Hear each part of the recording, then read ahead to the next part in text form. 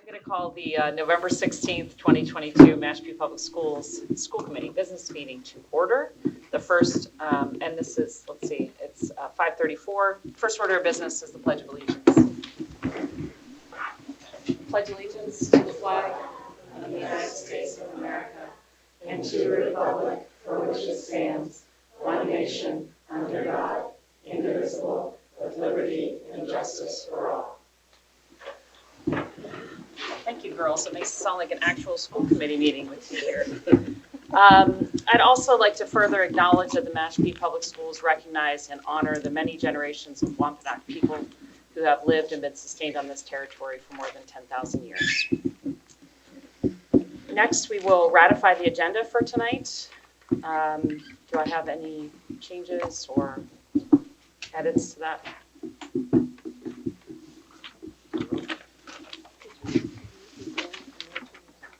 No, it looks like, yeah, no, I think it's good. It flipped, so we're okay. I'll make a motion to ratify tonight's agenda as presented. Okay, motion by Kathy. Do you have a second? I'll second that. Second by Matt. Is there any discussion? All right, Matt, how do you vote? Yes. Don? Yes. Brian? Yes. Kathy? Yes. I vote yes as well. So our agenda is ratified. Is there any public comment? Don't see any public comment. No, not at the Okay. Then could I guess I'll welcome, I think I saw Roxanne here from the Mashpee Wampanoag Tribes Education Department. And John Hanlon. Oh, hi, John. Sorry, I don't have my glasses on. I should put those on. I had to borrow some cheaters. It's kind of nice without the clear touch back there. It is. Winnie Sak, Natasuis, Roxanne Mills Brown, Nikomas, Masipia, Natai Falmathat, the Education Director for the Mashpee Wampanoag Tribe. John? John Hanlon. I work in the Mashpee Wampanoag Tribe Education Department. Okay. So I think what we're going to do today, we have some of our staff that are presenting actually at the Mass Maritime Academy this evening.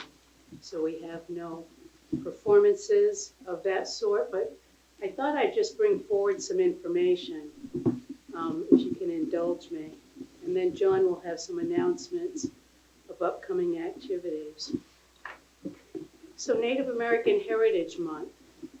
What started at the turn of the century as an effort to gain a full day of recognition for the significant contributions the first Americans made to the establishment and growth of the United States has resulted in a whole month being designated for that purpose. There was a Dr. Arthur C. Parker, a Seneca Indian who is the director of the Museum of Arts and Science in Rochester, New York. He persuaded the Boy Scouts of America to set aside a day for the first Americans, and for 3 years they adopted such a day. In 1915, the annual Congress of the American Indian Association meeting in Lawrence, Kansas, formally approved a plan concerning American Indian Day. It directed its president, Reverend Sherman Coolidge, in Arapahoe, to call upon the country to observe such a day. Coolidge issued a proclamation on September 28th in 1915, which declared the second Saturday of each May as an American Indian Day, and contained the first formal appeal for recognition of Indians as citizens. The year before this proclamation was issued, Red Fox James, a Blackfoot Indian, rode horseback from state to state seeking approval for a day to honor Indians. On December 14, 1915, he presented the endorsements of 24 state governments at the White House. There is no record, however, of such a day being proclaimed. In 1990, President George H.W. Bush approved a joint resolution designating November 1990 National American Indian Heritage Month. Similar proclamations under variants on the name, including Native American Heritage Month and National American Indian and Alaska Native Heritage Month, have been issued each year since 1994. And just some facts here. There are 574 American Indian tribes. American Indians are defined as indigenous to the contiguous 48 states, to include Alaska Natives. We are nations within a nation and have a nation-to-nation relationship with the United States and its federal agency, the Bureau of Indian Affairs, which is placed under the U.S. Department of Interior. We are not part of a larger conglomeration of ethnic groups. We are tribal sovereign nations with rights and standing separate but equal to that of the state of Massachusetts. Federally recognized tribes possess certain inherent rights of self-government, for example, tribal sovereignty, and are entitled to receive selected federal benefits, services, and protections because of our special relationship with the United States. Individuals identify as Native, Native American, Indian, American Indian, but many prefer to identify as Nuwapanam. I am Wampanoag. Nuwapanaman. We are Wampanoag. According to the Indigenous Language Institute, there were once more than 300 indigenous languages spoken in the United States, and approximately 175 remain today. They also estimate that without restoration efforts, there will be at most 20 still spoken in 2050. The Wampanoag Language Reclamation Project began in 1993 under the direction of Jessie Littledoe Baird, who earned a master's degree in Algonquin linguistics from MIT in 2000. The question of how we continue to educate our youth to preserve and perpetuate the language in the community is on the table for the upcoming meeting.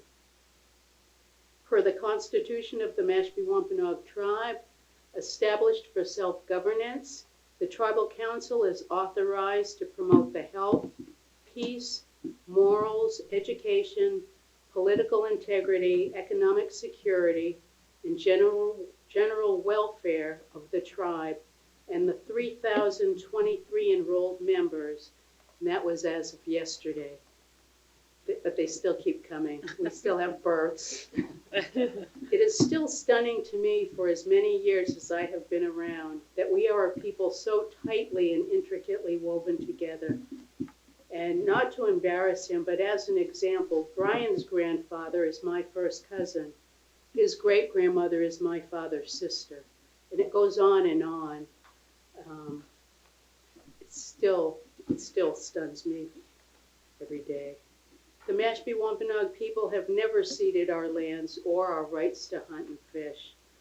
On November 15th, 2022, the Veterans Day Remembrance Ceremony took place, which placed the sacrifices of the veterans front and center and was very well attended.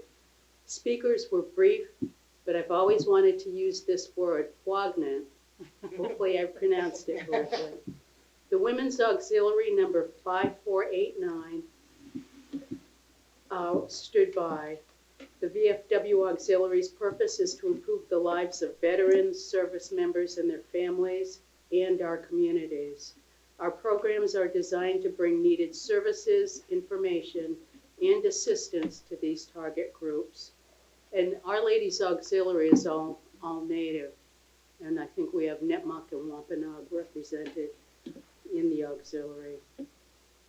The Mashpee Wampanoag tribe has had representation in all the wars: Revolutionary War 64, Civil War 20, World War I 11, World War II 75, the Korean War 25, and the Vietnam War 41. In this tribe alone, our people have felt the pain of missing and murdered Wampanoag women, daughters, sisters, cousins, nieces, and mothers. For schools and civic organizations interested in programming, speakers, and the like, we always have to tell them we're here year-round because our phone lines get flooded, our emails get flooded in November. And we're always interested and available to share and educate during the other 11 months of any year. I just want to wrap up by saying we are appreciative of the partnership and intentional engagement on multiple levels of the Mashpee School Committee, the administration, faculty, and staff. During this partnership, it is my belief that we have learned a great deal about ourselves while navigating somewhat familiar yet unknown paths. I just want to say Katabatanamo.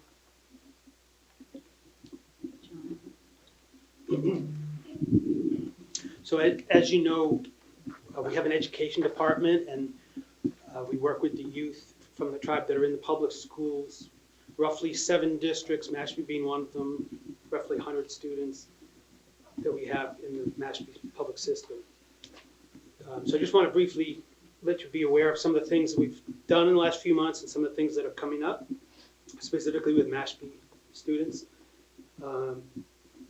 In October, we took 3 Mashpee High School students to the American Indian Science and Engineering Society Conference in Palm Springs, California. Last week, we took 3 Mashpee High School students to the Indigenous Studies program at Bridgewater State University and got a college tour. This semester, we have 6 Wampanoag youth from Mashpee High School enrolled in dual enrollment courses through Cape Cod Community College, and we expect that to be even more next semester. Some of the things we have coming up. We're meeting tomorrow with the principal at Mashpee High School to hopefully organize some kind of monthly space that we can meet with the kids in the school and let them get visits from like summer opportunities, internships, college representatives, things like that. On December 13th, we're meeting in the quarterly partnership meeting to provide a kind of an updated overview of the services that we provide. We've created a new parent consent form with the Mashpee Public Schools that will help us to facilitate more data sharing and getting students, being able to reach students for these events that we're offering them. We have a speaker series. One of the upcoming events will be in February 28th. We're going to have a program from a professor from Old Dominion University who's written several books about Native Americans. It will be called Letter from Barnstable Jail, William Apis and the 1833 Plea for Mashpee Sovereignty. This presentation will discuss the life of William Apis and how he came to be involved in the Mashpee struggle for self-governance in the 1830s. In March, we'll be putting on professional development part 2 for counselors. We did one last summer about historical trauma, and we're going to do a part 2, kind of an update to that for counselors in Mashpee and other districts. We have an opportunity, Mashpee students, Wampanoag students have an opportunity to work with the National Park Service this year. They're updating their archaeology exhibit of Cape Cod artifacts, many of which are Wampanoag, and students have an opportunity to participate in that. And then April vacation, we'll be taking a trip that we've done in the past. We haven't done it now for 4 years. Yeah, it'll be 4 years. Out west to visit schools that are subsidized by the Bureau of Indian Affairs, so they're much more affordable for Native youth in Colorado, New Mexico, and Arizona. Fort Lewis College in Colorado, which we have a student from Mashpee who's there now as a sophomore. Mesa Verde National Park we'll get to visit. Diné College on the Navajo Reservation, Southwestern Indian Polytech Institute, where we have a student this year as well. University of Mexico, and the Institute of American Indian Arts in Santa Fe, which we have an articulation agreement with Cape Cod Community College. If a student does their associates at Cape Cod Community College from the tribe, they can transfer those credits over to IAIA. And that's it. That's great. Thank you, John. Thank you, Roxanne. I love listening to you to say just about anything. So I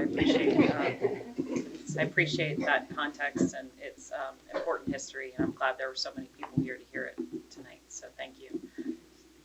Does anyone have any questions for Roxanne? I just want to make the Verde looks like one of my favorite national parks. So learned a lot when I was there. We just like to say we do have those monthly workshops. Last night we had Cranberry Day, We're getting used to the formatting on the Zoom, but it was wonderful. November, and we send this out to all the districts and further. November 29th, we have Linda Coombs doing, revealing or lifting the myth of Thanksgiving. I think December there's a college and career workshop by John and Cameron to really speak to educators, and we hope we get some counselors on, and we'll do a big effort to get that information out. We talked about the William Apis one in February. We're looking forward, hopefully, to getting Hartman Dietz in to do a wampum workshop. But we have several that are up and coming, and we have many that will provide things for educators to take and use in their classrooms, which I know is a great need. But just want to thank everybody. Yeah, please. I just want to say Kataba Tonto Mawish, which is a formal way of saying thank you to Roxanne in the education department. I know that around this time, things do get busy as we go through Columbus Day and things like that. And, we've seen how quick people were to change Columbus Day to Indigenous Peoples Day, but yet we're still here recognizing a holiday that some of us don't recognize and actually consider it a national day of mourning. So I think that if we're really going to take the strides that we need to, I think that's, a step in the right direction right there. And for those of you that don't know, Roxanne's mother and my grandfather, Talo, were one of the original founders of the National Day of Mourning in 1970 to bring awareness to a lot of these issues. I also want to let everyone know that the tribe will be hosting our annual Thanksgiving celebration taking place this Saturday, November 19th at 11 a.m. at the Old Indian Meeting House. Majority of our events in the community are open to the public, so I just wanted to go on record to welcome everyone and extend that invite to everyone. And then Sunday also, this Sunday, the 20th, Bridgewater State University will also be hosting an educational powwow also up that way as well. So I just wanted to offer out those two events that are going on and encourage people to get more involved in the community to hear the perspective of the Indigenous people. And thank you for your advocacy. Thanks, Brian. I appreciate that. Before you go, I just wanted to mention something that happened as a result of the MASC, the Massachusetts Association of School Committees annual conference. Roxanne and other members of the education department came and opened the second day of the plenary at that conference, which is in Hyannis. And we had the National School Board Association president there. His name is Frank Henderson. He's from Kansas. He's a school committee member just like us, but he's in a national role for the National Association. And Darius Coombs was very kind to give us kind of an impromptu tour around Mashpee. We went to the Mashpee Wampanoag Museum. We went to the Old Indian Meeting House. We came to the Tribal Government Center. We did show them the herring run. And I just wanted to acknowledge Roxanne's generosity in sitting down with us for in the department. But as you know, I'm on the American Indian Alaska Native Council as part of the NSBA, and they are working very hard to make that group more effective and really to meet its mission, which is to serve Native students. And Roxanne was very kind to provide some her insights in that conversation, and I think I don't think I'm exaggerating to say that I think you're going to be influential in guiding what happens at a national level with that council moving forward. So, the partnerships and strides that we've made as a community are bearing fruit nationally because I don't know how you say it in Wampanoag, but the intention is good, and I feel like that intention is spreading, and I'm just grateful for you and to be a part of it. Thank you. So thank you. Yeah, right back at you. Yeah. Thank you. Thank you, Brian. Thank you, Roxanne. All right, so I see we have a good representation of Mayans in the audience today. Very excited for this one. Can I turn it over to you, Patty? Yes. Okay. So this is one of my favorite evenings of the school year, and the Massachusetts Association of School Superintendents allows each superintendent to select a student for special recognition, and it's called the Superintendent's Academic Excellence Award. And so for 2022, for the Mashpee Middle High School, we have selected Miss Katrina Mahan, who is here. I'm going to read a little bit of information about Katrina. She is the embodiment of a well-rounded student who has excelled academically, athletically, in co-curriculars, and in service to the school and to our Mashpee community. Katrina is currently ranked number 1 out of 117 students for the class of 2023. She carries a weighted GPA of 105.6 and has received many academic awards. Katrina is involved in several co-curricular organizations and clubs. She is a member of the National Honor Society, the National Technical Honor Society, and the Mu Alpha Theta Math Honor Society. She's a 4-year member of the Mashpee girls soccer team and has served as co-captain of the 21-22 junior varsity soccer team. She is a 2-time recipient of the coveted Falcon Award for her team leadership. As co-captain of the Mashpee VEX robotics team, Katrina has played a pivotal role in the growth and success of the team by mentoring younger students in their first and second years of building robots. She has managed a team to qualify for regional and elite tournaments and competed in the VEX Robotics World Championship in 2021 and 2022.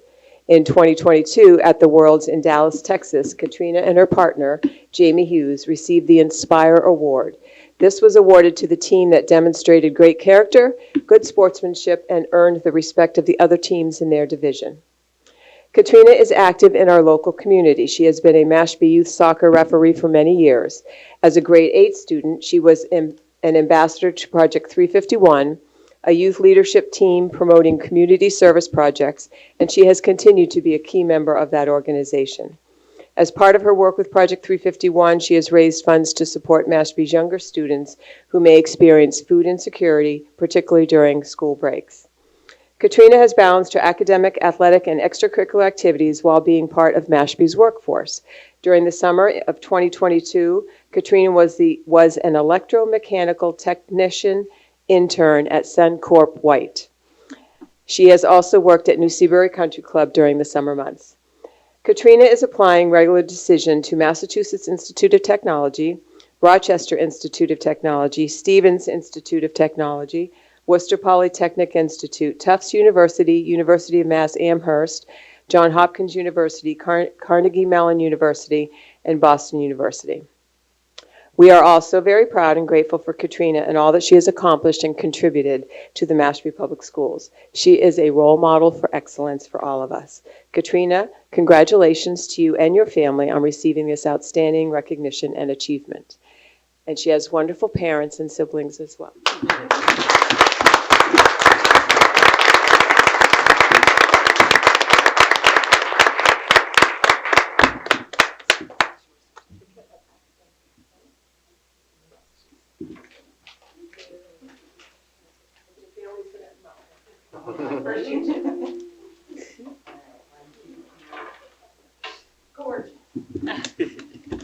They are missing one child. We're missing it. One, two, And the high angle. Do you want to get in with the family? Sorry, is that okay? That's right.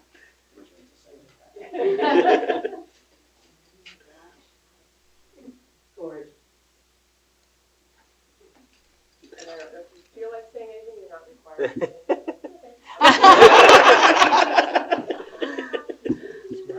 Congratulations.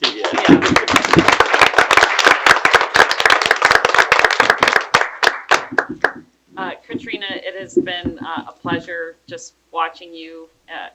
We've seen you a lot at this table and in other venues, and I just want to applaud you for being such an amazing representative of our community, and have such gratitude for your parents for supporting you through all that. I think you must have a twin or something to be doing all of that as one person, but seriously, congratulations. We're so proud of you, and I hope that you'll come back and talk to the kids when you go on to do whatever great things you're going to do. Thank you. You are amazing. Thank you. Yes. Okay. So next we have the share out from the DC field trip. And I'm so excited. I'm like looking at one of these 10th graders who I used to know very well and who looks completely different from the last time I saw him. You have grown a lot, Cameron.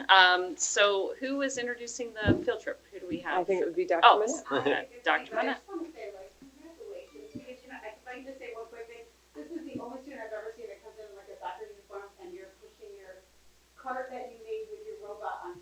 I mean, that day, I was like, I tweeted it out, it was so funny. Okay, you guys want another rock star, you just managed to gather all of these kids today, so thank you. Yeah. Good So job. I have you and me, I have the, you go ahead, Bella. I have Aiden, I have Cam. Oh, thank you, I have Cam. Oh, and you are here, I have Hannah, yay! Okay, so these, and I meant to bring you all a picture. We had a formal picture, and I believe I gave one to have one, Mrs. DeBoer yes. on the steps of Capitol Hill. But I'm going to let them talk about the trip that came together, as you all know, very quickly, which was supposed to be New York City, and I switched gears and decided that we should go to Washington.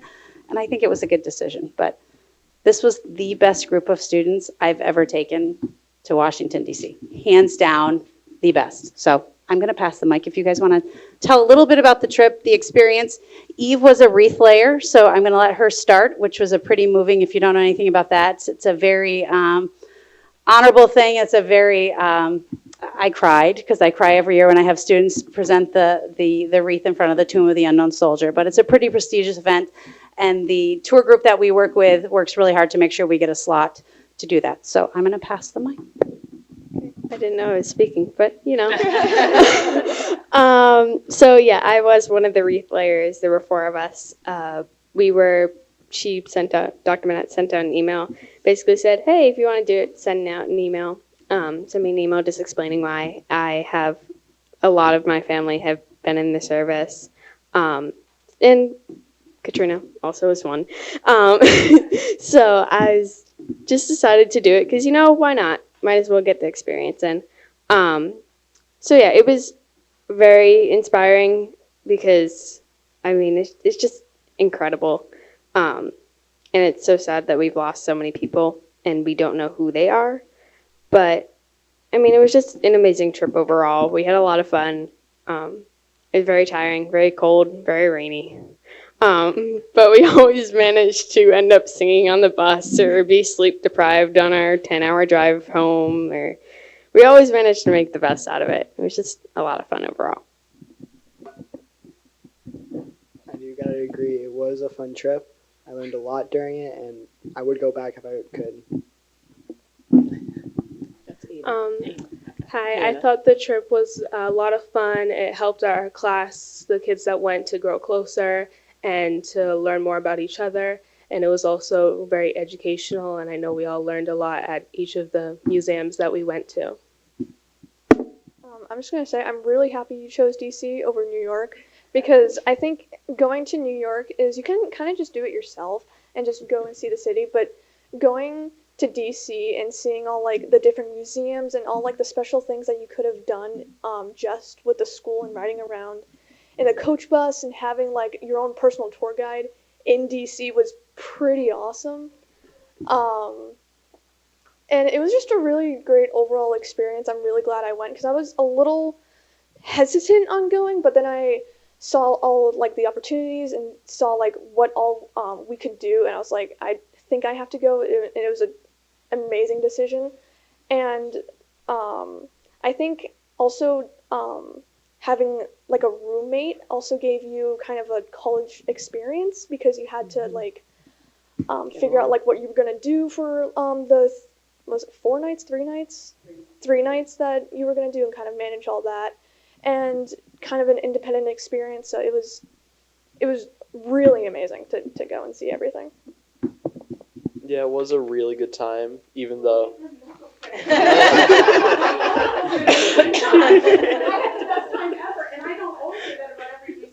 Yeah, talk to me, Cameron. Talk to me.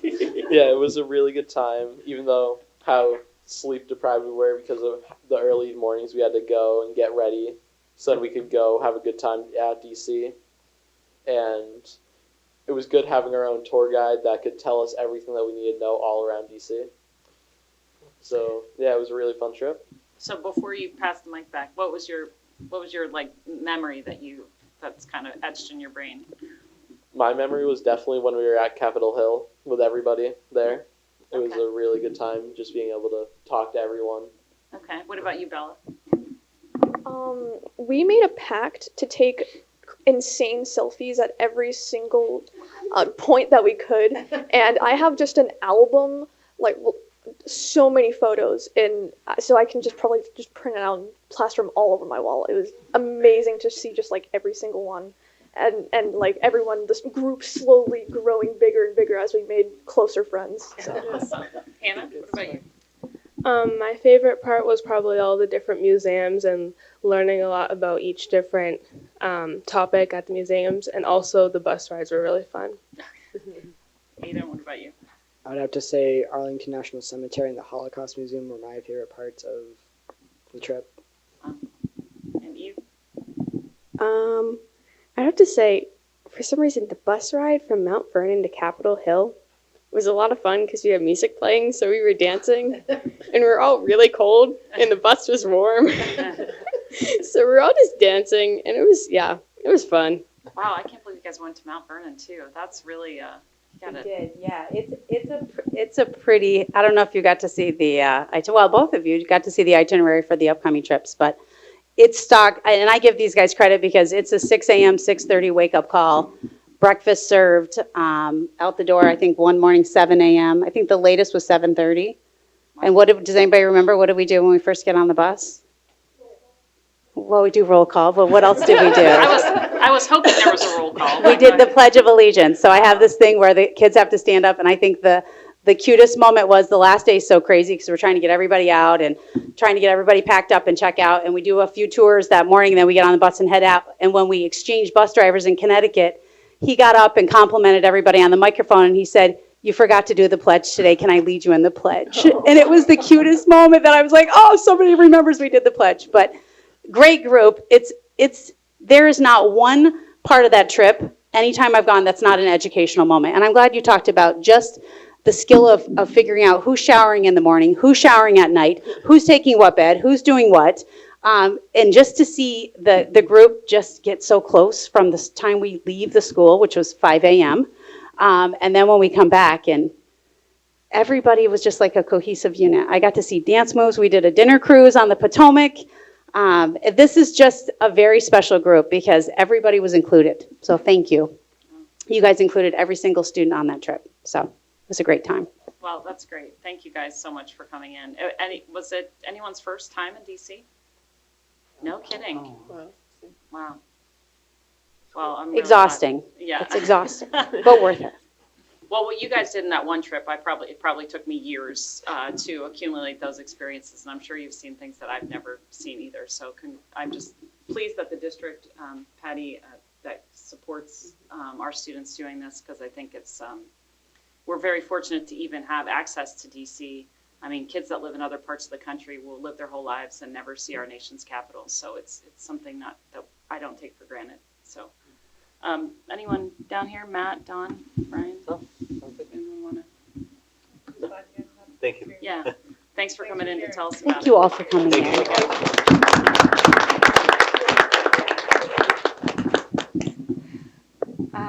Okay. Hi. Hi. We have so many students here tonight. You're usually our only one. Okay, go ahead. So, good evening, everyone. This past month has surprisingly gone by very quickly. Like, I feel like I snapped my fingers and it went from October to November. And it also went from like 70 degrees to like 30 degrees. It got cold really quickly. And I feel like I should be used to it now because I grew up here. So, yeah, I just can't believe we're already in November. But so National Junior Honor Society had 2 trash cleanups, one on Wednesday, November 1st, and one on Thursday, November 2nd. The cleanups were just around MMHS, but I thought it was really nice and a nice way to contribute to our school, because our school does so much for us. It teaches our curriculum, it sets us up for our careers. So the least we could do is clean up the outside, like the surrounding outside. And it was really nice because we spent like we spent like only an hour, but it still did so much good. Like we took pictures of before and after, and it was really nice. So student body government, they signed up to do gift wrapping in the Commons. They say that they're going to do it at the Mashpee store, and it's like free gift wrapping. So they're going to have members from student body government volunteer, and Junior Honor Society is also doing that, but they're doing it at different times. So like National Junior Honor Society, they're volunteering on December 17th from 3 to 6 p.m. So if you have any gifts you want to get wrapped for Christmas, we'll be there. Student body government will be there on the 21st from 3:30 to 6. So I think it's really nice, another way to contribute to our community, helping wrap gifts for Christmas. It's a good way to get festive for the holidays. So as they just gave their presentation about the DC trip, because of COVID, they weren't able to go. Neither was the 9th grade. And the 10th graders were fortunately able to go recently. And the 9th graders will also be able to go. They're all very excited. They're going to be able to go in June. The 9th graders sign-up opportunity ended last Saturday on the 11th. So most of the students that are going have made up their minds now. But I can tell you a lot of people are going because everyone's so excited for this opportunity. I have no doubt that it's going to be just as amazing as the 10th grade trip. It's all everyone's talking about is the DC trip. So everyone's really excited about that. Environmental Club met, and we're planning to actually visit here, Quashnet. We plan on doing like 5 stations for the 5th grade, and it's like stations that have to do with the environment, and we're hoping to make these stations to have to do with like the curriculum that they're learning in their science.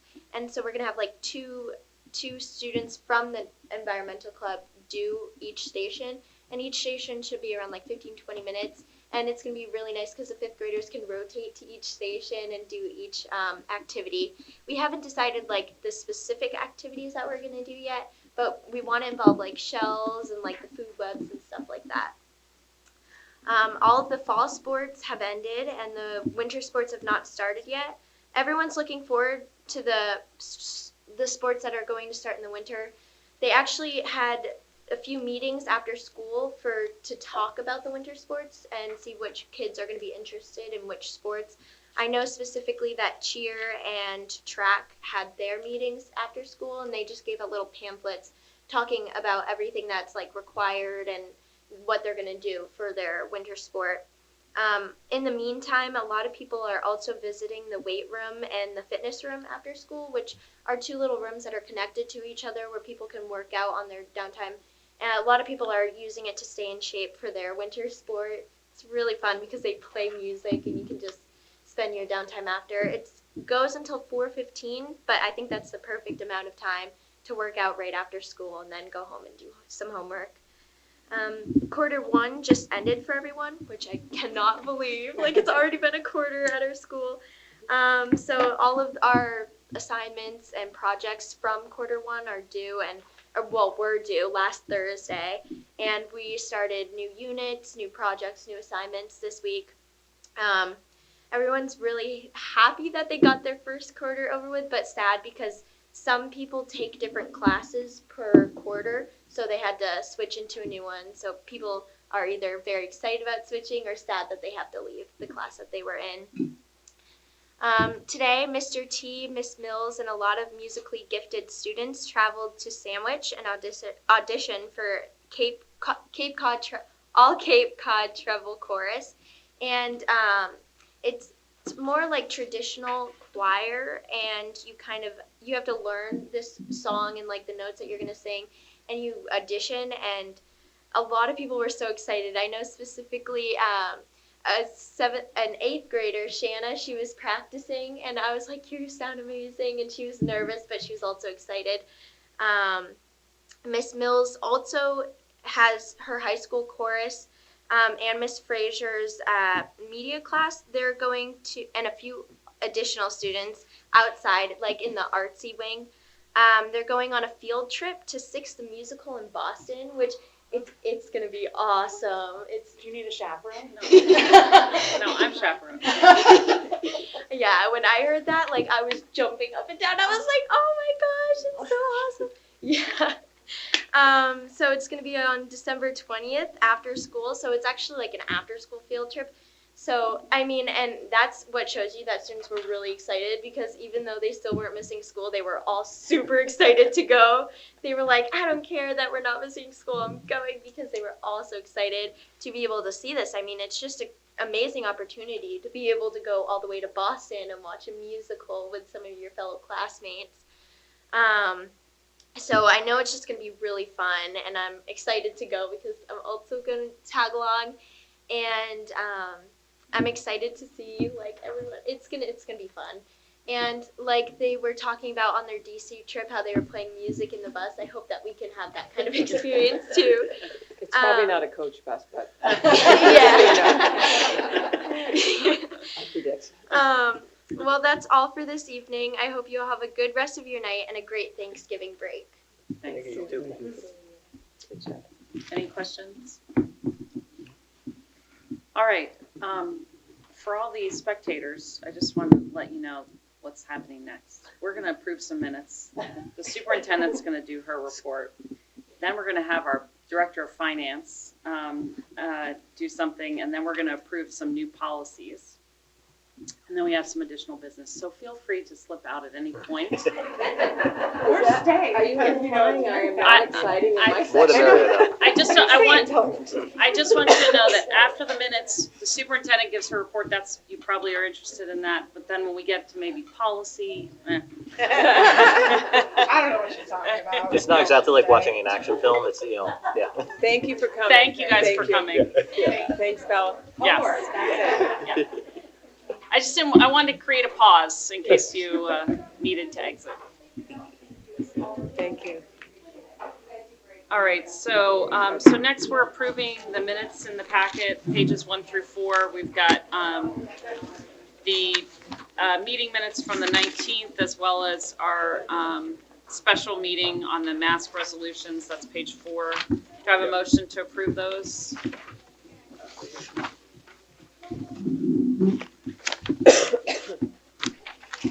Everyone get to review them? Anyone? Yeah. I'll make a motion to approve them. All right, thanks, Matt. Do I have a second? Second. Thanks, Don. Any discussion or edits to them? So just to be clear, they're both in one motion, right? Yes. Okay. Because I wasn't present for one, but I was present for the other. So I was going to abstain, but I'll approve both of them. Okay, You get it? that's fine.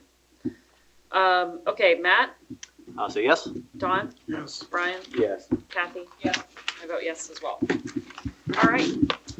Okay, so first under my report is a professional development update. We are very fortunate on the half day on November 7th to have Dr. Cleese Warnham working in the district. So just a quick recap, the Quashnet School, thank you to Dr. Curley and Dr. Hanscom. Their entire staff was engaged with collaborative problem solving, which is a really good, it's a multi-day learning opportunity. So there's more sessions coming. Year-long. It's a year-long session. Both the group at Mashpee Middle High School that worked with Dr. Warnham and actually it was all of the staff at Coombs, we've switched that up. They did work with her on modern forms of racism, and really what I liked about it was sort of scenario practice in terms of being an anti-racist, particularly like with colleagues. And so that was good practice because those are difficult conversations to have. And then when they weren't with Dr. Warnham, they were working on their portrait of a graduate work, continuing from last year in a little bit of a different format. You have the enrollment page on page 5. Any questions on that?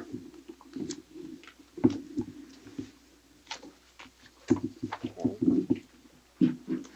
You also have personnel update. You can see we have 2 new additions who started between the last meeting and this meeting, and then we did have 2 resignations as well, and then we have some openings there. We're working on those. The administrator reports, we can have,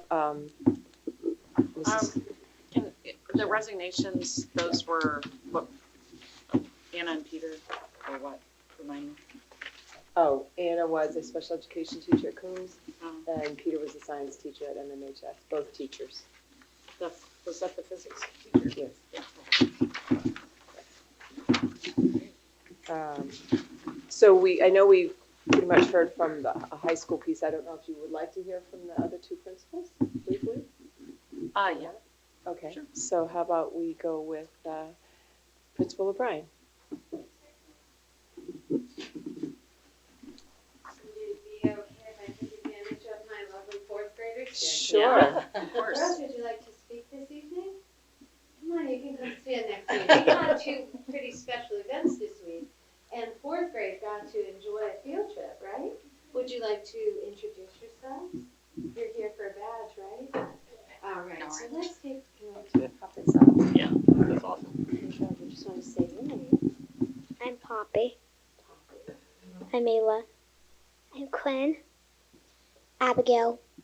So these are some of our wonderful fourth graders who are here with the Girl Scouts, right? Earning your badge, I hear.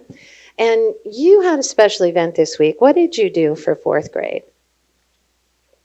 We went on a field trip to the Cape Cod Symphony.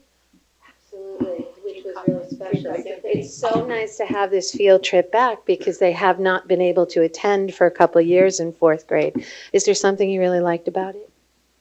It was just really fun hearing all the different instruments. I liked meeting the boy.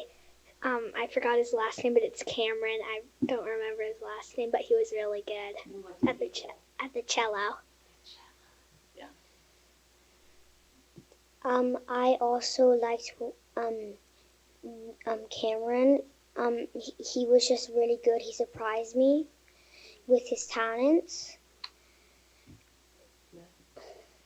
That is awesome. It was really a wonderful trip that is actually a free program for students in fourth grade here on the Cape. So to go to Barnstable High was pretty special, huh? And yesterday, what happened here at Quashnet School? Would one of you like to share that? We had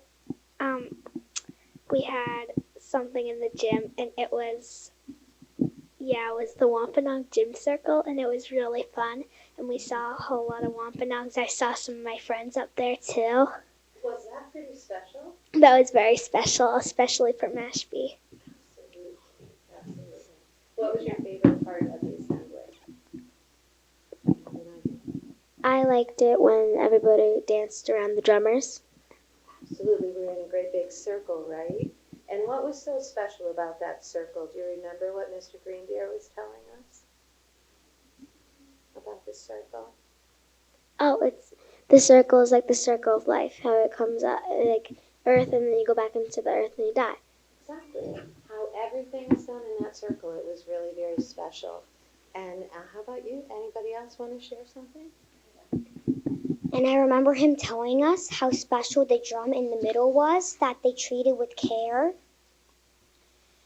And, like, their talent while they were playing it, I just loved the music. Like, the way that they were treating it, I could see that they do treat it with care, very carefully. A lot of respect with the drumming, right? It was very special. Would you like to share anything else? It was really cool how, like, everybody got to go up when they wanted to, and you got to, like, go in the circle. So to be a part of that was really, really special, and we learned about the different types of dancing. We saw jingle dancers, right, and traditional. And we saw the Princess Wampanoag. We saw the princess, and she was pretty amazing, right? Do you remember her name? Amaya Peters. Yeah, so it was really very special. So girls, thank you so much for sharing. So that's about it at Quashnet. I think I'm done. Thank you for being here tonight. I so appreciate it, and thanks for coming up to share with us. Yeah, thank you, girls. It was a wonderful presentation by Cameron and all of the dancers. It was absolutely amazing, and all of the students really gained so much from it. But I think one of my favorite pieces is to see the pride in so many of our Native students, and they get up to dance with the presenters, and so many of the students in the audience, how do you do that? How did you learn that? And it's just such an eye-opening event. So we're really appreciative of the tribal, the education department putting that together each year. It's really terrific. So thank you. Thank you, ladies. Wow, I don't know what you would have done without the Girl Scouts here tonight. I know. I would have had to talk about something like the election, and then I'm in a bad mood. So this is really great. Yeah, and you have a career in broadcasting, I think, if you after you retire from the schools. Very adept interviewer with that microphone. Any questions for Mary Kate? No, I actually I didn't know about the symphony trip, that was a regular thing. I mean, like I remember in 3rd or 4th grade myself, like we got to go to symphony, and like to this day, like I remember that, and my appreciation for classical music like still sticks with that. So yeah, that's awesome. Like that you guys got to like have that experience, and I'm glad that it's memorable for you too. Yeah. It is, it's pretty Yeah, terrific. that's awesome. And thank you to Mrs. Hill and Mr. Felix for really organizing that. Yeah. So we could be a part of it. It was great. Oh, that's wonderful. Thank you. Thank you. Thanks. That's tough to follow, Deb. Yeah. You're gonna have cute kids to bring on.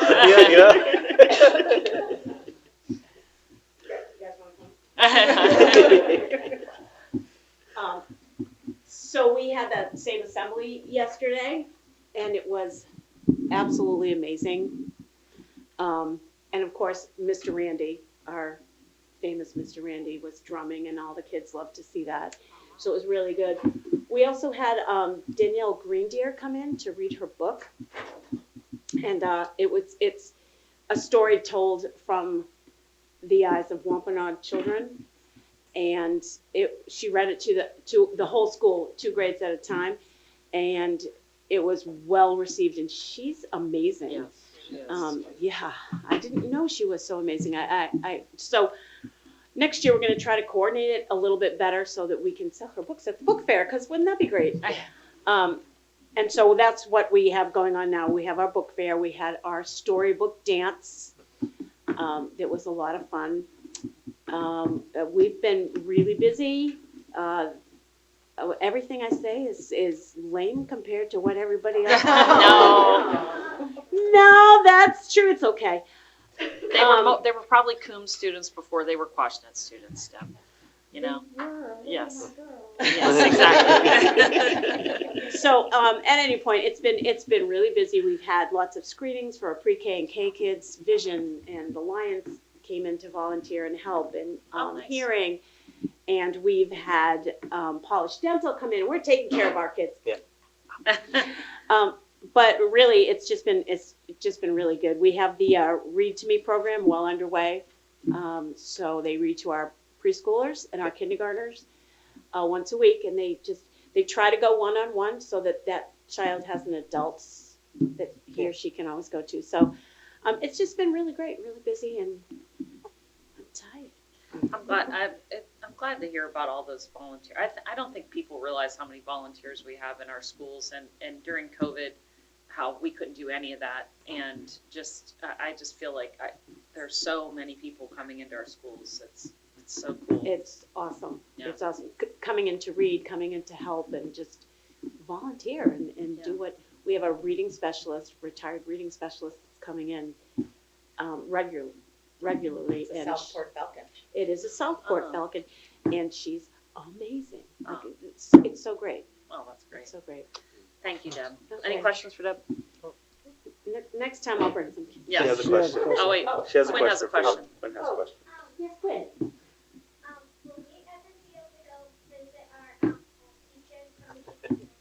That sounds great. That's something you're going to have to ask your principal. Can I say, actually, so my son who's in now 8th grade, when he was in 6th grade here, he was part of the student government, and he got to volunteer at the Casey Coombs Field Day. And so he ran a session at the field day, and he got to see all of his old teachers from KCC. So maybe want to join student government. That would be amazing. We do have kids coming over from Quashnet that read to our first I've already read to some people, but I don't think the first graders it was. Yeah, I think it was. I'm just gonna go sit down. You guys, I think you guys should have a separate meeting with the administration. Yes. Yeah, yeah. That's a Girl Scout Bronze Award project if I ever heard one. Bronze Award. Nice job. Good night, ladies. Thank you Yes, so okay. much. Thanks for all. Thank you so much for coming. Thank you.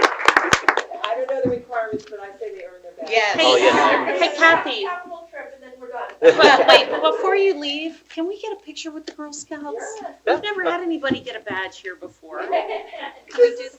Yeah. This is so girls everywhere. You guys wish I was my Girl Scout shirt. Okay, can we get a quick shot with you guys? Come up here, we'll warm up.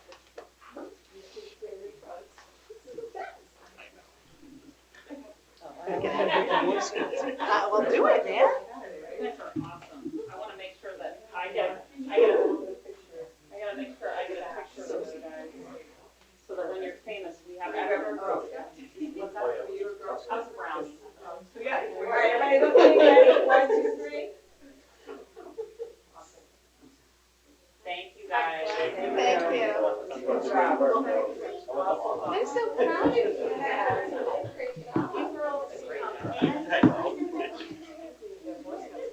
That's what Dawn just said. Oh, I don't know if they're as organized.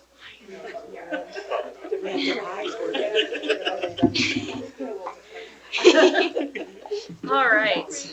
Okay. So back to the packet. Yes. You have Athletic Director Taveri's reporting here, which is mostly focused on fall sports. I believe the only thing left to be played is the Thanksgiving football game, and that is in Sandwich this year. Oh, cool. So every other team I know is done. You also have Isabel and Carol's report for outreach efforts. It's very creative. Then the next thing in the packet is a draft of my narrative for the FY24 budget, which is technically still my budget, so you vote on it in January, so it's open to being changed. This was the first draft, which you did get it ahead of time. Feel free to make any recommendations, changes. For the general public out there, I was going to read one paragraph, which is on budget message. I'm going to read one just for Mackenzie and anyone else. So, at this time, we are requesting $24,569,179 be appropriated by the town of Mashpee for the Mashpee Public Schools FY24 budget. This amount, a 4.56% increase over last year's appropriation, incorporates an offset of $736,095 from school choice program funds and includes $165,000 in FY24 technology capital request. If the town of Mashpee approves the technology capital request, the $165,000 will be removed from the budget, reducing. Gracious, world out there's not hearing me. Okay.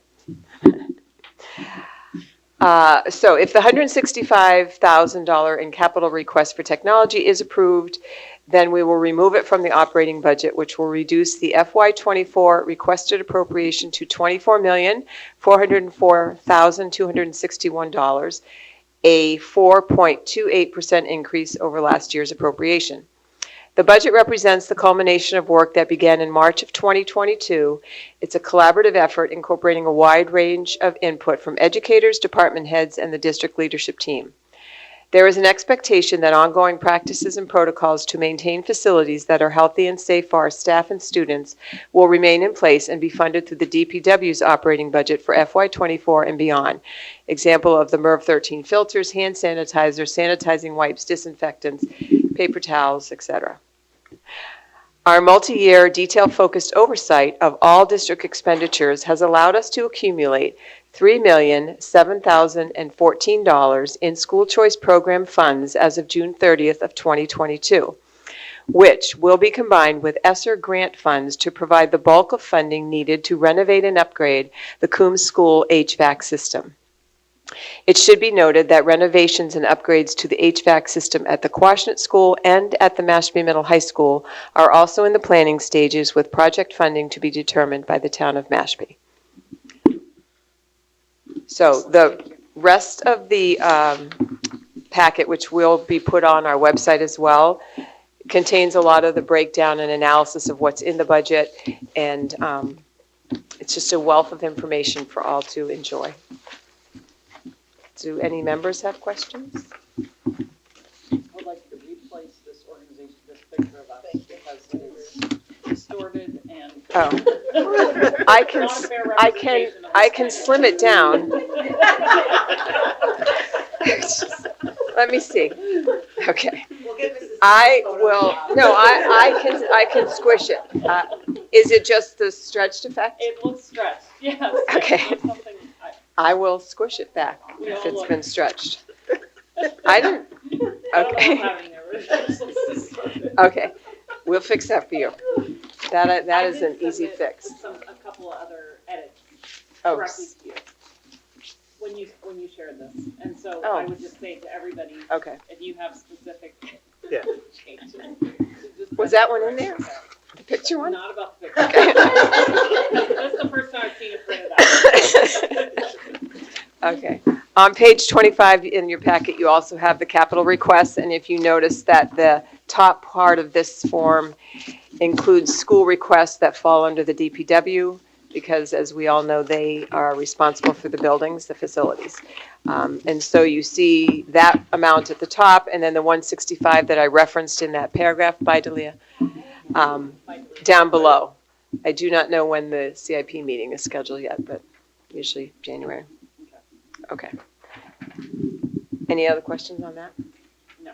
Okay, quickly under recognitions and acknowledgements, I want to acknowledge the 2022 John and Abigail Adams Scholarship recipients. Shaborn Barbell, Sadie Beal, Casey Betcher, Maya Brainson, Jada Bryant, William Chapman, Braden Frazier, Emerson Frazier, Bailey Hewson, Kaya Holmes, Neil Howard, Jamie Hughes, Peregrine Hughes, Amna Iqbal, Jaleesa Jackson, Samuel Johnson, Maya Layden, Ethan Liu, Katrina Mayen, Anastasia McGrail, Hadley Medeiros, Daniel Murphy, Catherine O'Neill, Gabriela Santos, Elizabeth Simone, Jack Spencer, Stella Stacey, Sophia Tellez, and Sean Wurr. So congratulations to them. That's based on their MCAS performance and does provide for free tuition at a state school. Also acknowledging Mashpee Middle High School is the recipient of the 2022 MIAA District 9 Sportsmanship Award. What is significant about this recognition is that it is decided by the schools with whom we compete. We are very proud of our coaches and our student athletes. The presentation of the District Sportsmanship Awards took place last Thursday at the 28th Annual MIAA Sportsmanship Summit held at Gillette Stadium, and thank you for Dr. Manette to accompanying the group that went. We'd like to recognize MMHS student Wesley Donovan, Shanna Luchik, and Delia Forts. I should have done this before she left. They participated in the Veterans Day program over at Southport. Wesley played taps on his trumpet. Shanna sang the national anthem, and Delia sang the first three stanzas of God Bless America. Very complimentary email back from the organizer of that, and so grateful for our students, and they did a great job. Thank you also to MMHS students Stephanie Dillis and Madeline Weber for their expert painting of the replica of the town seal that is going to be hung as you come down the steps in Town Hall. Also, the seal itself, the replica, was created using the shop bought at Mashpee Middle High School. Congratulations to our MMHS Senior Boys VEX Robotics team. Their team name is called Out of Stock.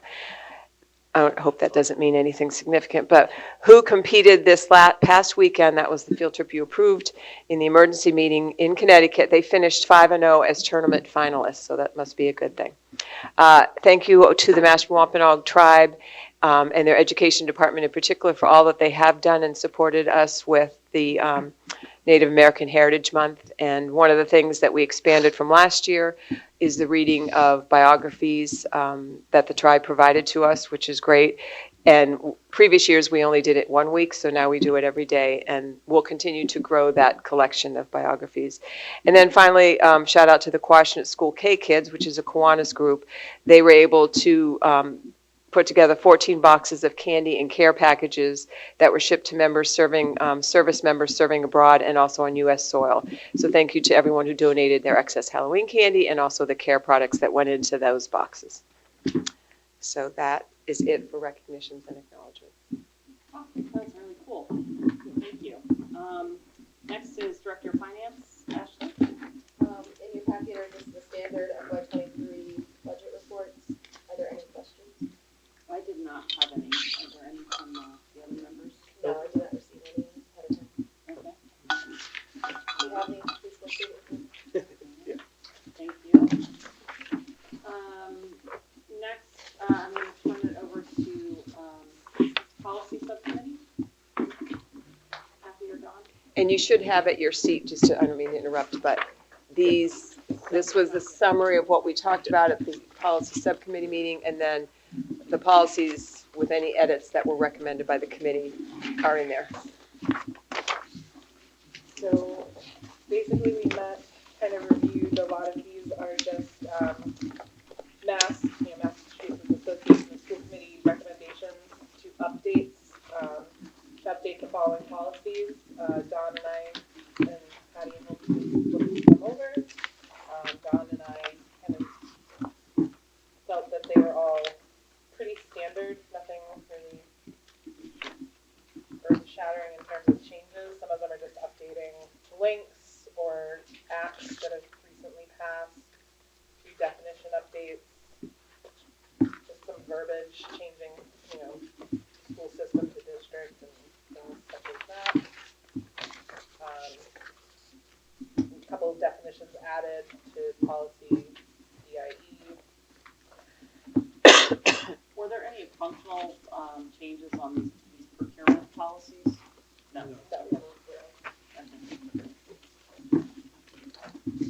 The only functional change on it, on the procurement side, was allowing the superintendent to have a designee instead of just the superintendent. Okay. There is a typo that's still in one of them. Which one is it?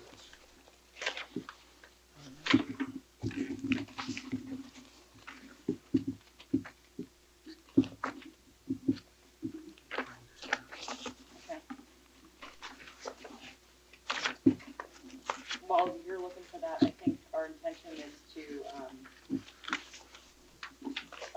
just, is there a vote? Okay, so we're gonna try to waive the first read to just get these updated since there's nothing substantive, so as soon as, Hold on, there is. There is on the student involvement in decision making. So the last one, we did discuss kind of at length. Okay, so hang on one second. So JIB, that's not last in the packet. No, it was pulled out separately. Yeah. Well, and it's all, but it's in order of the alphabet. Yeah. Yeah. So look for JIB, student involvement and decision making. Yeah.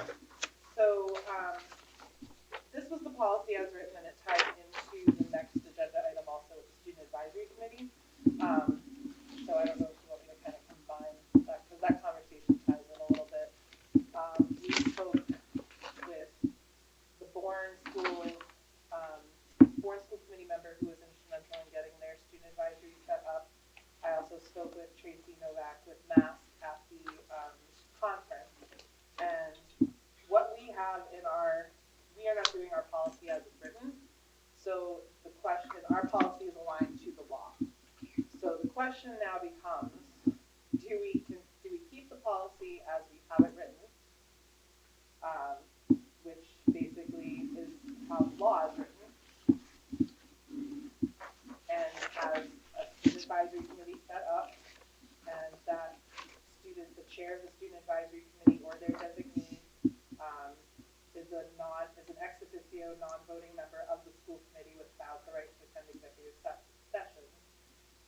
Or do we take this policy, send it back to policy subcommittee and change it to something different?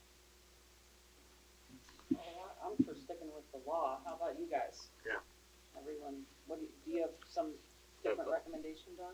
Well, so we had an open question at the meeting of the policy subcommittee in regard to whether or not a student advisory committee existed currently at the high school. The open question was more in regards to the student council function, I believe. Well, right, Yes. and whether or not that function was being done by student government currently. And I know Hope had reached out to one of the advisors to get a response, and I don't believe we got. Oh, we did. Okay. I have to- But since we have the principal here, I thought maybe we could get her expertise on this. Yeah, I can tell you what Ryan Brody told me if you want first. Sure.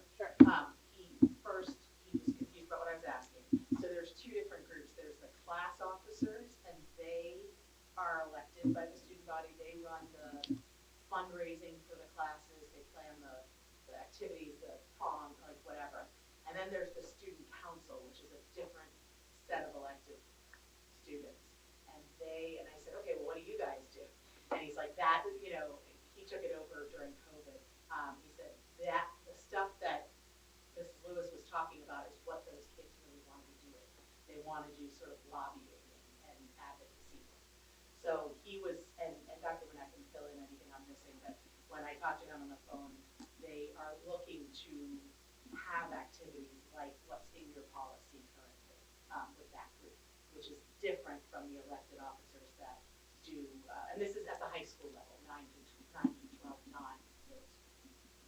Okay, so that does raise another question for me, is that do we want representation from the middle school as it is in middle high school?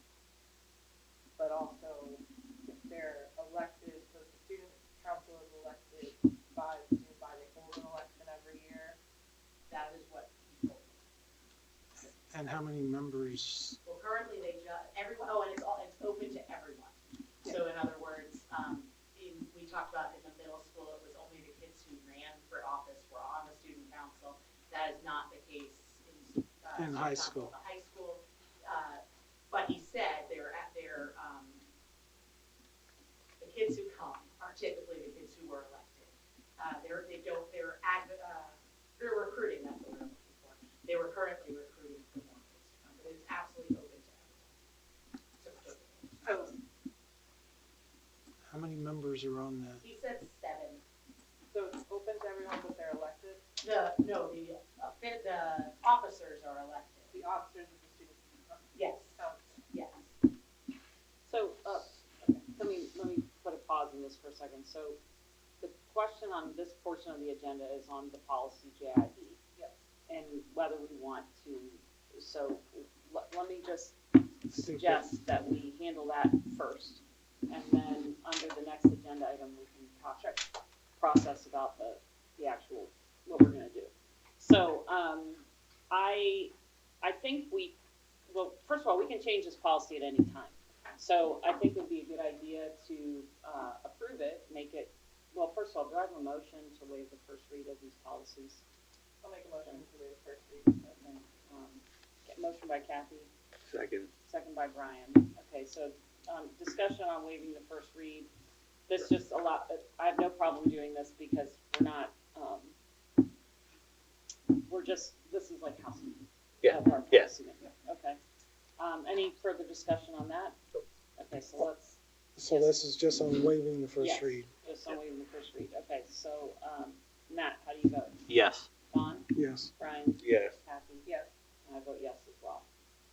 Okay, so now, do we have a motion to approve the policies as amended? I make a motion to approve the above named policies as amended. Do I have a second? Second. Second by Brian. Okay. Now, discussion on this stack of policies.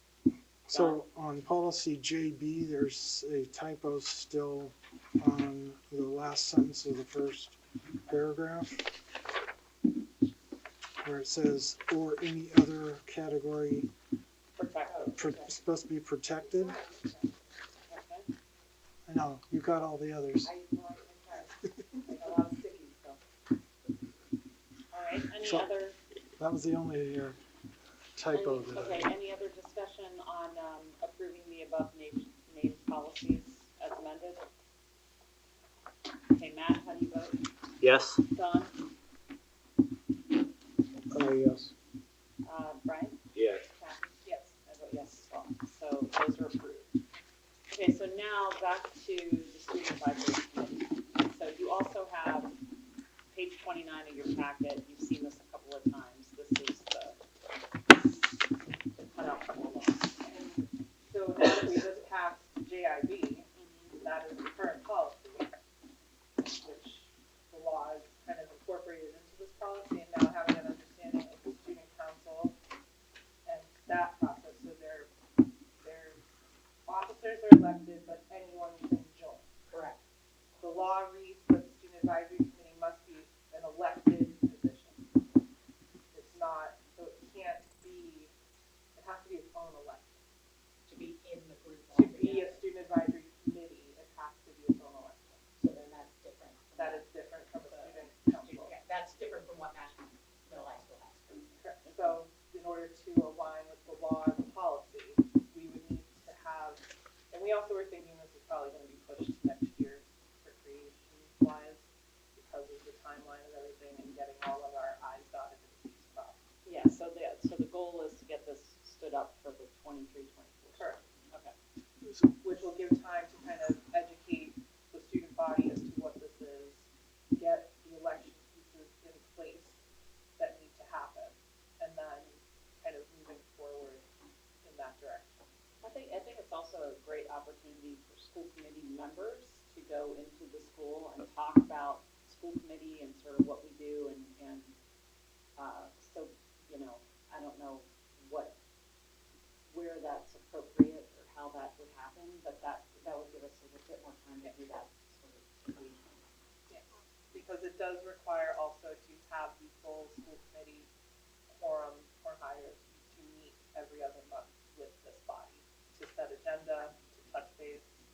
And then the liaison from the school committee would meet with the designated chair, or the chair of the student advisory committee, or their designee, to set the agenda on the off months, so that when they're at the table here, they're able to be that ex officio non-voting member and be a part of the meeting as a whole.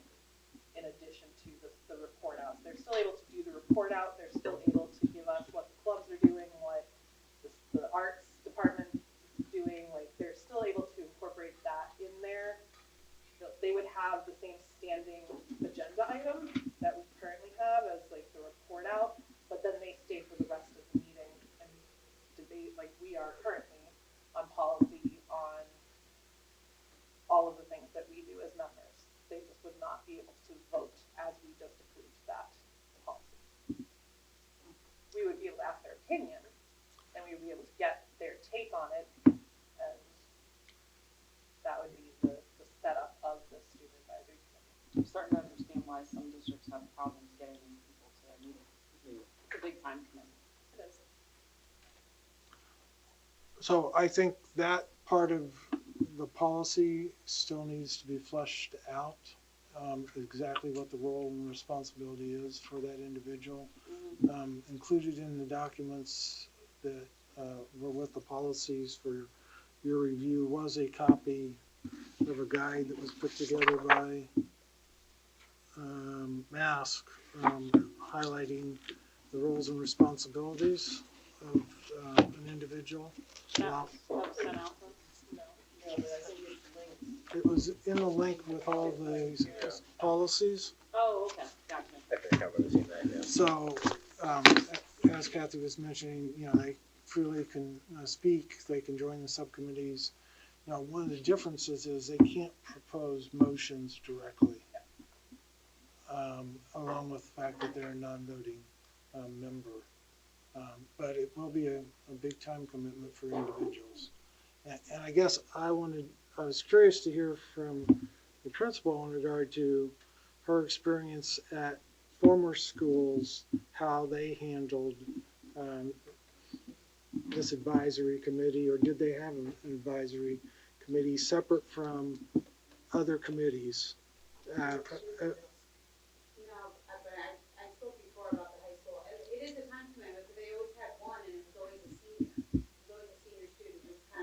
they were always starting rite over. of passage that Yeah. the senior would step down and they would have like an initiation of the next one coming in and and it was always the same student at every, who had a nameplate and sat at every school committee meeting. And Mass does have an association for student reps as well. It's a division of Mass. There's a student rep like group, and you know we could probably get someone from that association to also speak. But you know, to Dr. Monet's point, it usually is the same student, whether a junior or a senior. But that's why the advisory committee is there, because then you can get the younger students on the committee who then get kind of brought up through the system. So when they're the junior or senior, they become the seat of the table. I see. Well, Well, it's an interesting, I mean, it's certainly a good thing for them, a credential for them to have on their record for college applications and things like that. So there is an incentive there. It's just that we even see a little competition when Dalia is active in a sport, or when Skyla had sports. Well, it would need to be made clear to the student that this is the commitment. And I mean, obviously, if there's sports night, yes, they would go and do their sports and try to make as many meetings. And just like we all try to make as many meetings as we can, we sometimes have conflicts that prevent that. It would be similar. Like they would have to fully understand what they're committing to, obviously. but our policy that we just approved allowed that chairperson to set a designee for that particular reason, so that they weren't 100% committed to having to be here at every meeting. I see. It's more beneficial to have the same person, but you know, not on chance, they could send whoever the vice chair of the student advisory committee or someone else in there instead. Because the other part of it is that particular person is elected for one-year terms. Yes. So there is an expectation that they're rolling over and that you're getting a new representative each year. Well, I think it would be great for the committee, you know, to have the engagement with the students. So if you're in a 3-year term on the committee, you'll have worked with several students instead of just one, which is kind of nice. I also think it's beneficial to the student body in the sense that their role is also to take what we discuss and bring it back to the student body. So their role would be to, you know, say we had like one of these policies we just approved, you know, very basic verbiage of what is the dress code. They would then be able to go back and say, you know, these were the policies that were just updated. This is what was advocated for. These are the changes. They would have known in advance, possibly, you know, like if they were sitting on a subcommittee, they would have been able to say, hey, we have a subcommittee meeting, these are the policies coming up. Does anybody have anything they want us to bring up as a student body to the school committee? And they're able to bring that to the discussion. So it kind of works both ways. I feel that it's going to benefit the committee, but I think it's also going to benefit the student body because they'll have a better understanding of our, you know, how we operate together. Right. May So. I make a recommendation? Yeah. Since the student council is currently, this is looking to implement for 23. The student council is currently revamping what they are and how they are anyway. Could members of the policy subcommittee meet with the student council, with Mr. Brody, and see if maybe they want to evolve the student council into just this year, and that could create the structure for what you want. Is that something that we're going to? I just don't think you're gonna be able to have a student council that they're having trouble to get kids onto and this. No, It that's- seems like we should spend the time Yeah. melding Yeah, them. yeah, that makes sense. So is that cool if I have Mr. Brody? And we'll Open reach out to to- you guys, okay. I just feel really strongly about getting that student voice and getting that student voice in this capacity. You know, giving the share out and like doing both, because I think it's very important that we have them sharing what their thoughts are. Okay. I think we can move on then. We have some. So we'll make that happen. Okay. Wonderful. Thank you, Kathy and Don, and all the work on the policies. We appreciate it. So you guys, I think I sent out a note for you to check your schedules because we want to reschedule the meeting from April 26th to April 5th. So we're not adding a meeting, we're kind of swapping one out. And I would entertain a motion to change the school committee schedule accordingly. Was that a motion, Matt? I didn't know if you had something to say. I'll do it under discussion. Oh, okay, gotcha. So, yeah, I'll make a motion to approve the change. I'll second it. Yeah, I've got Brian between us now, so he's like a physical barrier in addition to, so you have to speak up down there. Okay, I enjoy having you here. That's good.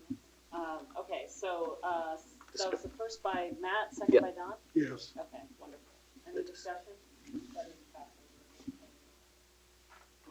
we have any? Okay.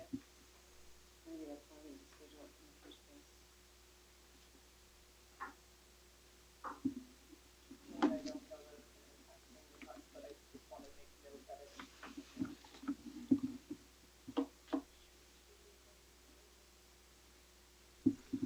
What was the issue? Is this with the MSBA or thing? It's just Vacation. because if we don't shift it up, the time from when I like report out on my goals to when you all evaluate me to when Nicole pulls it all together is Compressed. time if we leave it on the 26th. And because of the election mostly, unless. It's very, it's just, it's just very tight. But as it stands, I will not be available for an April 26th meeting. I'm definitely not here. I was gonna say, is the 12th out? I thought the 12th was out for something on Patty's calendar. Nothing on the 15th.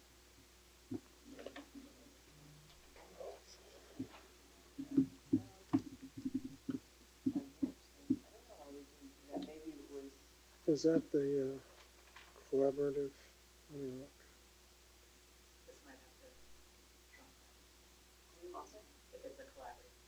I have to look and see I when thought, that's. I thought collaborative, was it the second Wednesday or third? Probably the second. Look at their schedule. Okay, so now we're discussing maybe the 12th.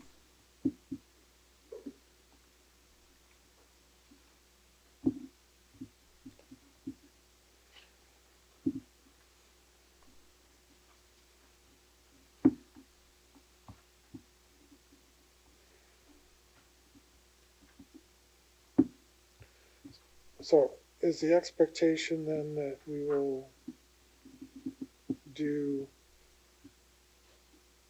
well, I guess we will complete our evaluations after that meeting then and have that ready for you? Right. You have the window of April 12th until the May 3rd meeting. And then I'll have to synthesize. Well, no, you would have synthesized by May 3rd. Right. Okay, yeah. But you'll, if we have a meeting on the 12th, school break is the 16th, right? Yeah. Well, 17th it starts.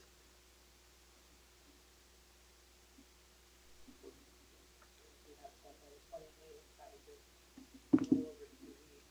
That gives you a very short turnaround. Gives you the weekend. I think what we talked about was giving folks until the 21st.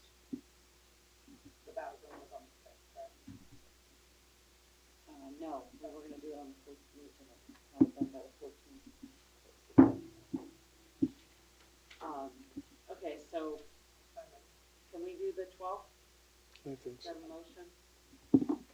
Does that work for everyone before I can make an amended motion? So I'll amend my motion to have the meeting moved instead of to the April 5th to April 12th. Okay, thank you. Second? Brian. Kathy? Any discussion? Okay, Matt? Yes? Don? Yes. Brian? Yes. Kathy? Yes. And I vote yes as well. So let's shift that to the 12th. Hopefully we will not find out that there's some other conflict. Next is your first look at the next year's school calendar. It pretty much follows the same as our traditional year. Teachers come back for 2 days that last week of August, kids come back for 2 days, 4 days at Labor Day. We pretty much try for the first, in most cases, we try for the first Monday to be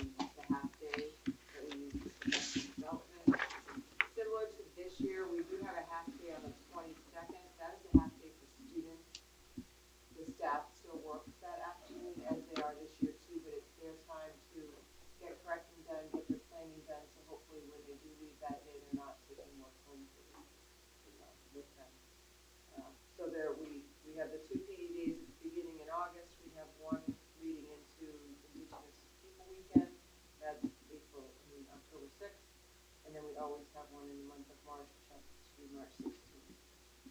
Yeah, and so this is, the one that's on the 6th is contractual, like that's. It's not contractual, but it's a similar date that surrounding districts take off as well. Yeah, so it does allow for sort of cross-pollination of learning there. Okay. So have a look at it, we'll probably be, put it on the agenda to approve at the next meeting. Okay, we are just about finished, and I guess the next two items that we had were the share out from the conference and the highlighting of upcoming events. We want to take a couple minutes to share out from the MASC conference, so I saw Matt there. Yep. Myself, Kathy, Patty, and Hope. Matt, is there anything that you learned that you wanted to convey to the Yeah, so I mean, it was great seeing actually the presentation from Mashpee Wampanoag there too, and them actually speaking in front of the entire Mask population, and them getting to kind of have an understanding of like what we have going on here in the state and in general with like the Wampanoag tribe and like being from here. On top of that, I got to go to a couple of share outs. What the heck would be here? Had them marked off. So the conversation at the beginning from the keynote speaker, what was his name? Dr. Sorry. Fernandez? Yeah, Fernandez. Yeah. That was actually kind of neat hearing him actually talk about how we are still coming out of like the COVID and the what that's doing mentally to students and how we identifying that whole setback, what that's done for the student body. And talking about how we get out above that or around that, like moving forward. So there's going to be some hurdles coming forward as far as like mental health and students being able to kind of catch up to where they were on their learning. Definitely appreciated that kind of conversation happening and not kind of being like, well, they're just not paying attention as really identifying the root issues. I went with Kathy, creating and promoting equitable conditions in schools. That was interesting because the school that was presenting was talking about how they did some like self-assessments on DEI, and they kind of were identifying some of the things. They could have gone with an outside person coming in and looking at the school, but they identified that there is a lot of intricacy that may not be caught by like not understanding the student body, because usually an outside group comes in and takes a look and they kind of they got like their checklist of items, not really getting to know the student body and don't have that background. So that was actually eye-opening going through there. And then I went to proactive communication, telling your district story effectively. That was basically speaking to all the different outreach things that we do. And I think that we, hearing from some of the other schools that were going on, like there were some larger districts, obviously, like, Boston in there and so on.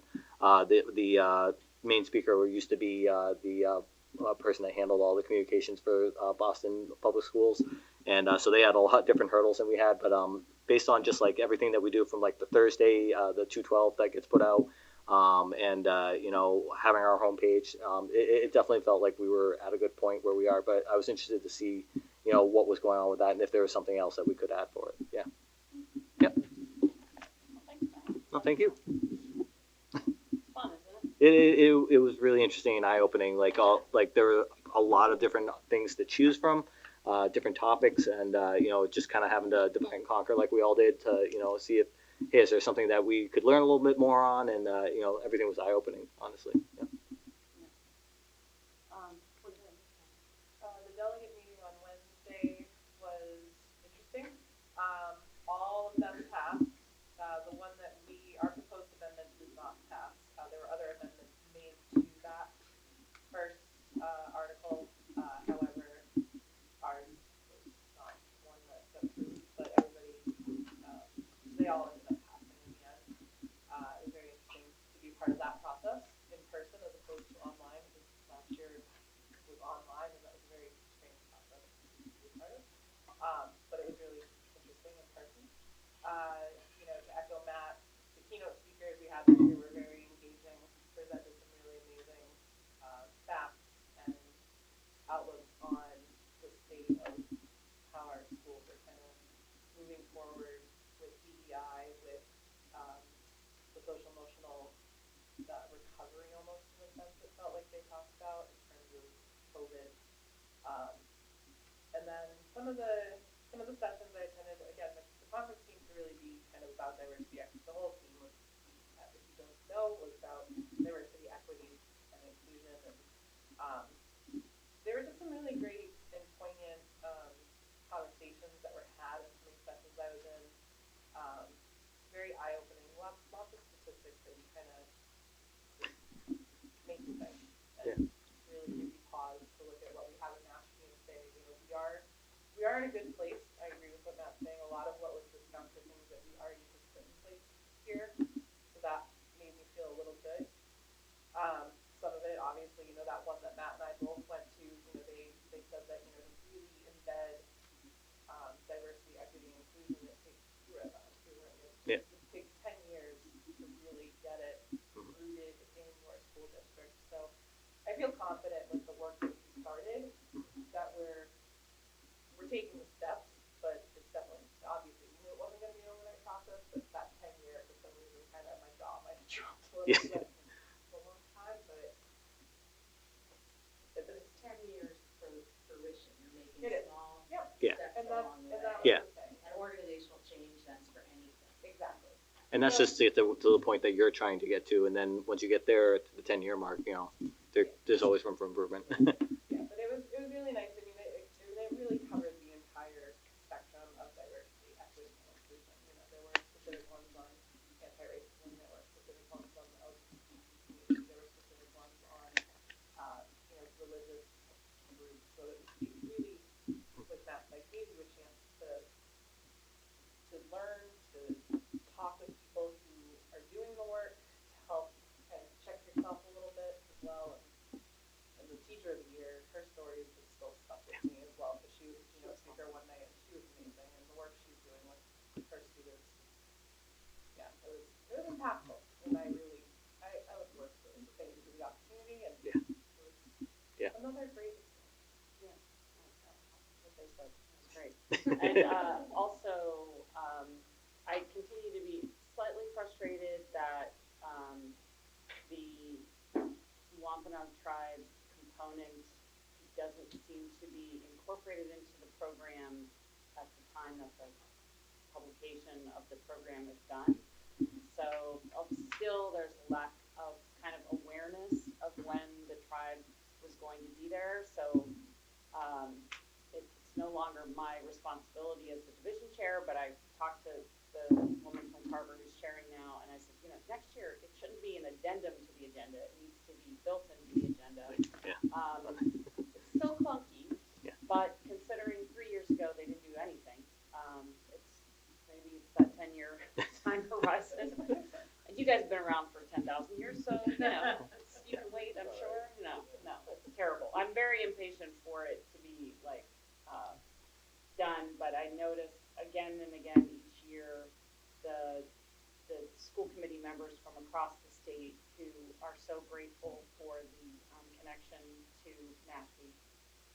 And there's always a few folks that sort of approach Chineke or Darius or whoever's there to grab them up afterwards and sort of talk to them. And that's the other thing that's a little I find annoying about the current setup is that they sort of push it right in front of this plenary, and that plenary has to start. And so there's no like downtime for anyone to like ask questions or although sometimes they shudder about what those questions might be in that venue. So I'm not saying that we should be opening it up, but there's like wasn't even time. Like we basically had to step out of the plenary to get a photograph. And, you know. I think it would be nice if they could actually have a workshop thing, then many who would go to hear something and then have all that complicated questions. They talk about their own districts and the tribe history that's in their district. Okay, so let's do that next year. Let's propose a session. Yeah, with Roxanne and Peter. Or at the very least, let's have a keynote lunch. Yeah. Yeah. Why not? You want to do keynote lunch? Yeah. But I did think, I was really grateful with the equity team to know that we had police on board because a lot of this speakers and things that I was attending were echoing themes that I've heard her mention and talk about. And Martha, the teacher of the year, it was really just cool to hear her give examples of how kids' personal stories and backgrounds, students' life, you know, every student brings that into the classroom, and so appreciating that the verbiage that I came home excited about was that they're not English language learners, they're multilingual students. So yes, they're learning English, but they already speak another language, unlike me, right? And so that it was incorporating their experiences into that classroom. And I'll just tell one little story about the girl who came to school and didn't know how to ask in English if she could bring her kitten to school, so she just stuck it in her backpack and brought it to school. And the mom called the school horrified when she realized what was happening. She's like, I think Emily might have brought a kitten to school, and they went to her locker and checked her backpack, and sure enough was a little kitten in her backpack. And she had the picture in her presentation, so there's a picture of this adorable little kitten where he was terrified out of the backpack. And Yeah, so anyway. But she was so proud of it. Yeah. She just wanted to share it. So anyways, but yes, thank you, very grateful. Yeah. But did you guys have anything that you wanted to share from your? I love learning from colleagues and seeing what other districts do. One of my, I couldn't believe comment, which is just not related to any learning, but there's a district that has 7 school committee members. Oh. And they are all up for election every 2 years. Yeah. All of them, not in like an odd no rainfall order, just all at once. Clean the whole, clean the whole slate. Yeah. Every 2 years. Yeah. I have one thing, sorry, actually, just two really fast. One is I went to the session on LGBTQ instruction and sort of programs and best practices. Phenomenal. And so I know we've talked as an administrative team about really needing to redo some professional development around supporting LGBTQ rights and all of that. And so I was really motivated and inspired by that session. So I wanted to make sure Kate especially heard that, because we've had lots of conversations. And then secondly, the message from the keynotes that I got that will lead us into next month when I talk to you about our MCAS scores and our AP scores is that the kids are not okay. The parents are not okay. The teachers are not okay. And we're not okay. And yet, everyone's acknowledging that. We're putting money towards mental health, and we're still asking kids and measuring kids on an MCAS that does not take into account anything that the world has collectively been through. And so I just want to put that out there as something that really, I kind of knew that, but when he said that, it really, what are we doing? What are the messages we're sending to our children about resiliency and what's important in life? And so you're going to hear me talk about our scores next month and sort of where we're at and what our plans are, and the kids are not okay. So I felt like compelled to say that publicly to whoever's listening out there. That reminds me, because we did attend the Jeff Riley, he spoke one night. Nothing earth-shattering that I would repeat, except that now that there is a new governor, the Secretary of Education, does he change? So he will, so there'll be a new appointee under, okay.